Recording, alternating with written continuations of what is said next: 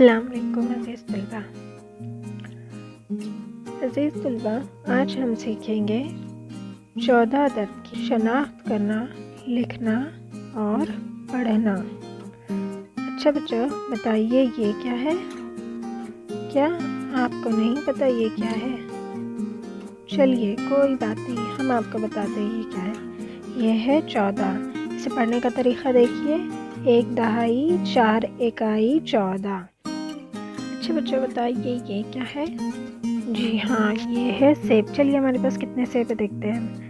1 2 3 4 5 6 7 8 9 10 11 12 13 14। कितने सेब है हमारे पास? जी हाँ, 14 सेब है हमारे पास। अच्छा बच्चों, बताइए ये क्या है? जी हाँ, ये है घड़ी। चलिए हमारे पास कितने घड़ी है देखते हैं। 1 2 3 4 5 6 7 8 9 10 11 12 13 14। कितने घड़ी है हमारे पास? 14। Very good. उम्मीद करती हूँ कि 14 किसे कहते हैं आपको समझ में आ गया होगा। अगर आपको वीडियो अच्छी लगी हो तो चैनल को सब्सक्राइब कीजिए, वीडियो को लाइक कीजिए। हम मिलेंगे अगले वीडियो में, तब तक के लिए अल्लाह हाफ़िज़।